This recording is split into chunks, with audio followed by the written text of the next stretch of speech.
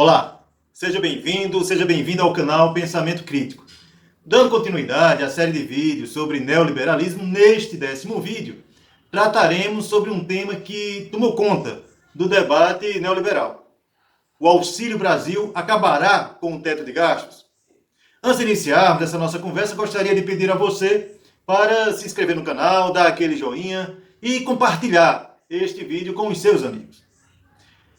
Chega a ser até engraçado ver os meios de comunicação liberais indignados, com o presidente Bolsonaro e com o Paulo Guedes, por anunciarem a concessão de um auxílio financeiro às pessoas que estão passando fome, porque este auxílio ultrapassará o limite de gastos determinados pelo próprio governo, chamado teto de gastos. Em função disto, alguns técnicos teriam pedido demissão do Ministério da Economia. Em outras palavras, seria mais importante manter o teto de gastos do que socorrer milhões de pessoas que não possuem o que comer. Talvez, se esses jornalistas, se esses economistas, eles vivessem ao menos uma semana, como vivem esses milhões de brasileiros, eles não teriam a mesma opinião. Mas é claro que o motivo que levou o presidente Bolsonaro e o ministro Paulo Guedes a anunciar o Auxílio Brasil de R$400 não foi a preocupação com a fome do nosso povo, mas uma preocupação eleitoral, já que os índices de aprovação do governo vêm em queda constante, indicando inclusive a vitória em 2022 de Luiz Inácio Lula da Silva, no primeiro turno. O Bolsonaro ele sempre foi contra o Bolsa Família, foi contra o auxílio emergencial, e se analisarmos melhor este Auxílio Brasil, veremos que ele não é nenhum avanço. Está mais para uma estratégia de marketing eleitoral, porque primeiro, o governo vende como substituto do Bolsa Família, mas que, na verdade, é um auxílio emergencial piorado, já que ele é provisório, pois só será válido até o final de 2022, enquanto o Bolsa Família é um programa permanente. O Bolsa Família, por ser permanente, ele possui uma receita prevista legalmente. O Auxílio Brasil não possui e, por isso, a celeuma sobre o teto dos gastos.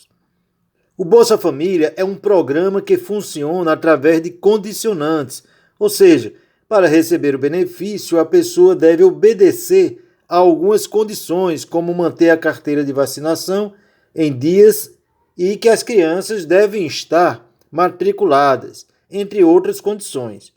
O Auxílio Brasil não exige condições. Resumindo, o Auxílio Brasil tem características de um auxílio emergencial temporário. Mas se é assim, por que o governo afirma que ele é substituto do Bolsa Família? Primeiro, porque ele pode propagandear que está oferecendo um Bolsa Família com maior valor, já que o valor médio atual do Bolsa Família é de R$ 189. Se ele falasse a verdade, que este Auxílio Brasil é um auxílio emergencial temporário, ele teria que dizer que, além de reduzir o valor, pois o anterior era de R$ 600, ele reduziu a quantidade de pessoas que teriam direito. No anterior, eram 65 milhões de beneficiados e neste cai para 17 milhões. É isso aí. Para que este auxílio se transforme em apoio e voto em 2022, é preciso enganar a população, que desinformada poderá vir a apoiá-lo. E segundo, e talvez o mais grave, é que ao transformar o Bolsa Família em um programa temporário, com duração até 2022, abre-se a possibilidade do próximo presidente, sob a argumentação de que o governo não possui dinheiro, decidir simplesmente acabar com o Bolsa Família e deixar milhões de brasileiros em situação ainda mais miserável. E como a oposição ela deve se posicionar diante desta proposta? Em minha opinião, a oposição deveria ser contra a substituição do Bolsa Família pelo Auxílio Brasil e propor que este auxílio ele seja implantado nos mesmos moldes do auxílio emergencial anterior, beneficiando 65 milhões de brasileiros ao valor de R$ 600 mensais. Mas aí você poderia questionar, se o governo diz que ultrapassará o teto dos gastos com a atual proposta e foi alvo de diversas críticas da imprensa, como seria possível implantar um programa desse porte? Bom, quanto à viabilidade de implantação de um programa de renda básica permanente, eu já gravei um vídeo para o canal que você poderá assistir, que explica detalhadamente, né, a necessidade e a viabilidade de um programa de renda básica.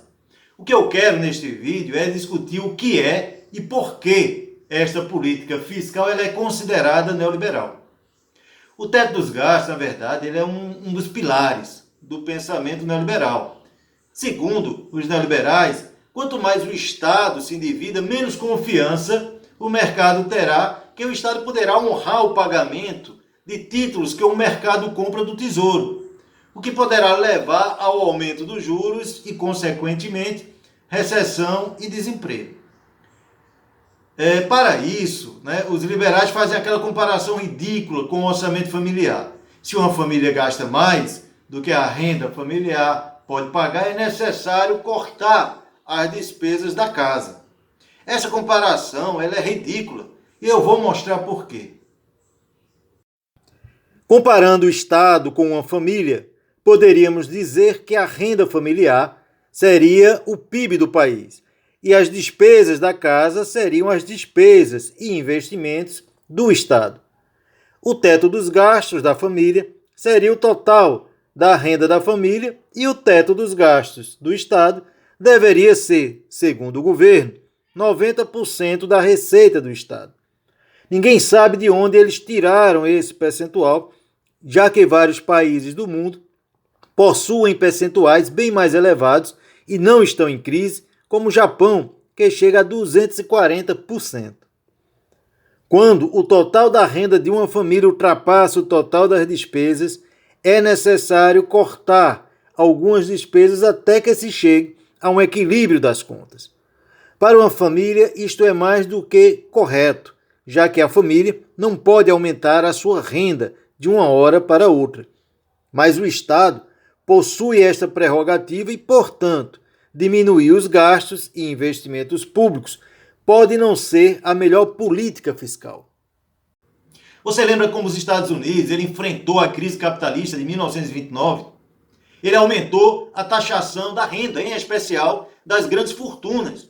Comprou o excesso de produção agrícola e queimou, equilibrando a relação da oferta com a demanda. Aumentou de forma exponencial os gastos do Estado, contratando mão de obra para investimentos em infraestrutura. Nós temos um vídeo tratando deste tema que você pode assistir depois.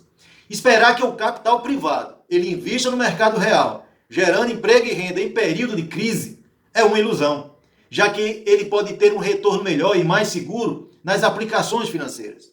Bom, analisando as contas públicas, alguns pesquisadores chegaram à conclusão de que o desequilíbrio fiscal no Brasil ele não se deu porque os governos petistas gastaram mais do que deviam ou podiam, mas sim porque houve uma diminuição, né, do produto interno bruto e, consequentemente, a relação despesa-PIB ela aumentou.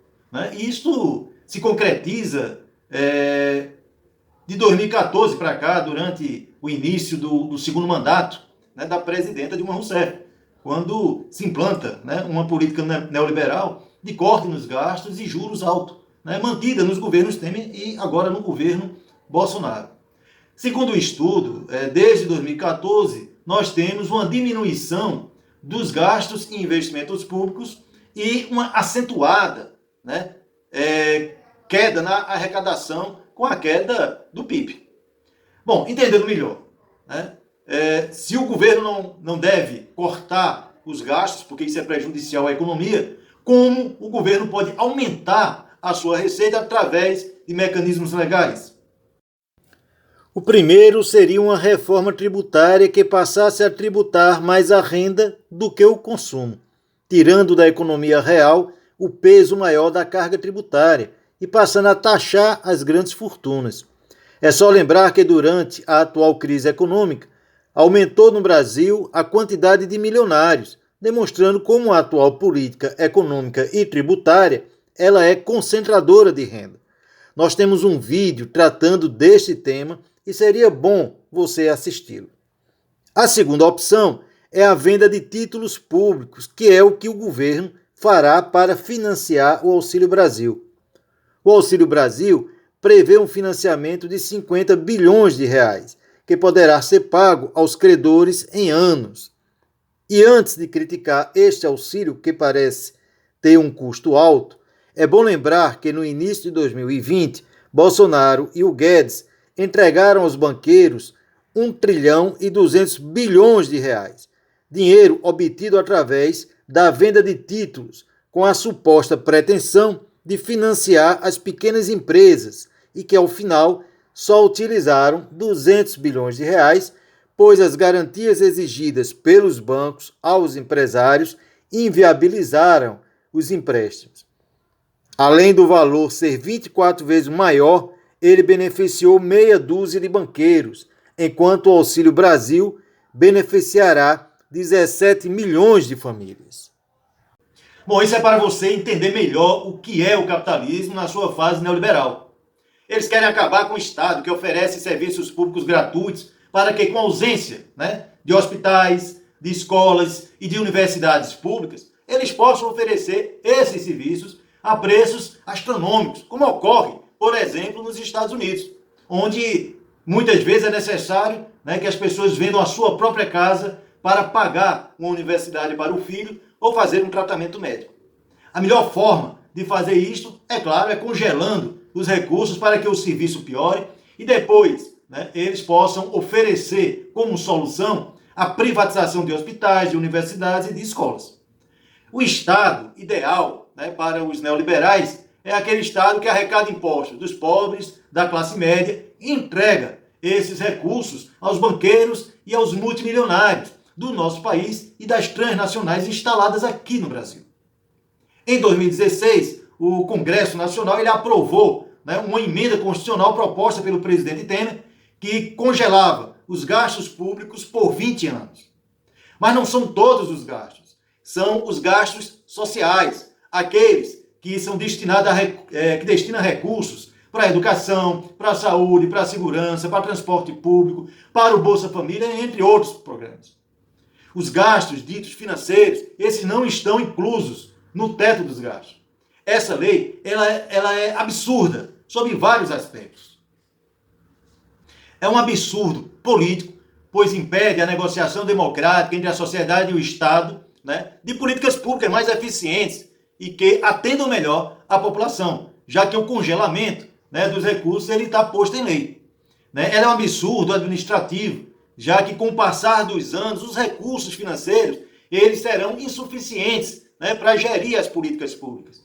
É um absurdo econômico, porque com menos investimento do Estado em construção de estradas, de moradia, em infraestrutura, menor será o dinheiro em circulação no mercado, agravando ainda mais a crise econômica.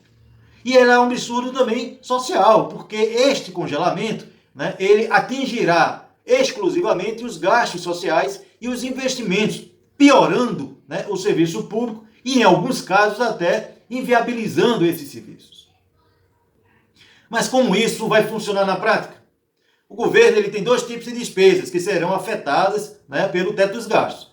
As despesas obrigatórias, que possuem recursos garantidos por lei, como educação, saúde, entre outros, e que representa cerca de 90% dessas despesas, e os 10% restantes, eles são despesas discricionárias, ou aquelas despesas de investimento, que podem ser alteradas de acordo com a decisão do presidente da República, por exemplo.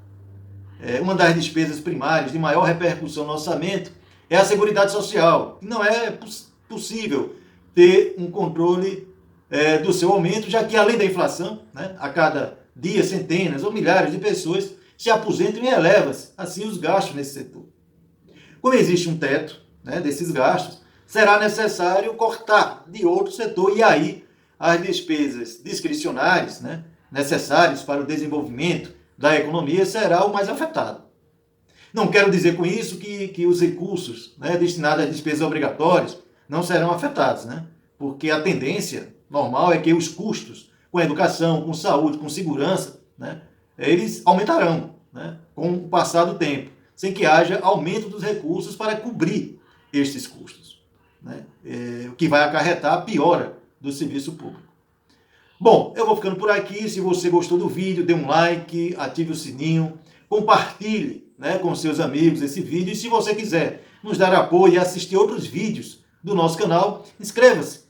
Não se esqueça de fazer um comentário e até sugerir um tema para o próximo vídeo. Um grande abraço e até o próximo sábado.